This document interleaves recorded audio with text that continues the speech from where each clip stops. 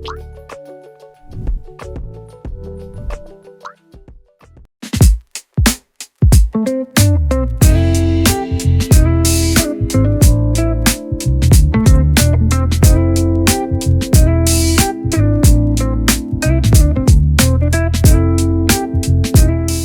urte batzuk zestun mintzalagun martxan daola. Mintzalagunen helburua da euskal hiztunek sortzi. Egile azkeneko urtietan datuk erakuste bela ezagutza mailie bai jula aurrea, gero eta gehiago dakigula euskeraz, baina hitzeiteakun estankazio fase baten daola euskerie beha, ez?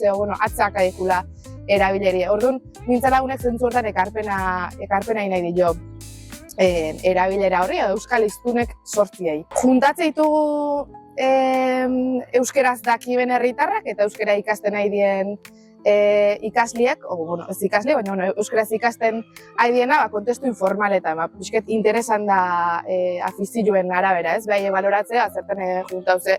Egile da euskaltegiko lau paretan artien limitazio batzuk badazkela eta jauzi hori ematea importantea kalea. Ni Marge naiz, Italiatik etorri naiz orain dela urte terdi, eta niretzat egitasmoa oso baliogarria izan da, nire autoestima igotzeko pixkat euskara erabiltzeko orduan. Eta gainera giro naturalian eta inongo presiorik gabe. Eta, atzerritarra naizenez, pixkat herriko dinamikak ulertzeko eta hemengo kultura gehiago ezagutzeko ere bai. Nire izena Ignacio Fuyu da, Txilekoa naiz, duela 5 urte etorri nintzen Euskal Herrira, eta euskara ikasten, hori inguruan, 5 urte. Egitasmo hau oso baliagarria da, nire hitz jarioa hobetzeko, askotan ikasten dugu, hezkuntzak ikasten dugu ingurune oso artifizialetan, eta importantea da kalera ertetzea. Ni hainitzen naiz, eta zestorra naiz, eta lehen urtean hasi nintzen mintzalagun bezala. Egitasmo honek nahi laguntzeit alde batetikan, egunerokotasunean sartuta gaudenean, geure lanatik edo geure kontuatikan askotan ez gea jabetzen ez pertsona berriak herrira etortzeianean, eta kasu handik ez diegu egiten, ober baino gutxio. Orduan egitasmo honek iruditzen laguntzeula pixka bat gerturatzen nolabait pertsona horien gana. Eta gehiago, euskara ikasteko intentzioa daken pertsona horien gana. Eta baita ere bide batez nik beste kultura batzutara gerturatzeko ere emate aukera ona. Gu mintzalagun bezala gehatzeko eta geure puntagizo horiek egiteko normalian 2 astean behin gehatzea. Normalian kafetxo bat hartzeko edo zerbait hartzeko tabernan baten. Eta hitzen da gutxi gora bera ordutegia adostuta eta baina batzutan aldaketan bateo baldin bada, alkarri abixatze jo eta moldatzea. Eta gainera hirukotegean ez, bat etortzen ez bada, bikote beratzen gea, edo aukera gehiago dakagu elkartzeko. Egualdi honekin kanpora, aukera daukagu kanpora ertetzeko, eta hankaz mugitzeko, hitzak hobeto jariotzen dute hankak mugitzen.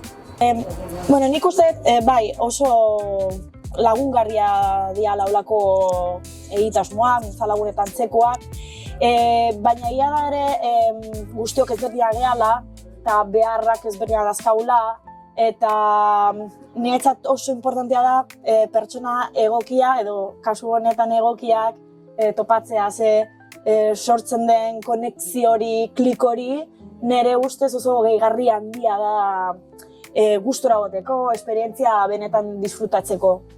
Esperientzia oso funtsezkoa da ikasgelan ikasten duguna osatzeko, komplementatzeko. Babes gune, pertsona atseginakin eta gure herri bertan.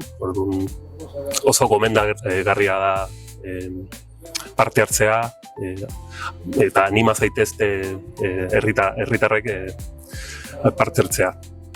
Bueno, esan duen guztiakin ados, eta hortaz aparte, nik gehituko nuke garrantzitsua dela hizkuntza ohiturak sortzea. Ez da kasu honetan, euskerazko hizkuntza ohitura, berberrezkoa deula danok. Ze gero, hemendikan aurrerako harremanak asko baldintzatzaitu, pertsona bakoitzakin dabilkigun hizkuntza ohiturak, orduan hasieratikan ja euskeraz haste baldin bagea, horrek jarraikortasun bat ekarriko, eta, bueno, euskeraz jarraituko dugu, gu bintzat. Orduan, beste batzuke anima nahiko nituzke, gintzalagun izatea, bi aldetan daudenak, bai ikasten da praktikatzen, eta bai beste aldian.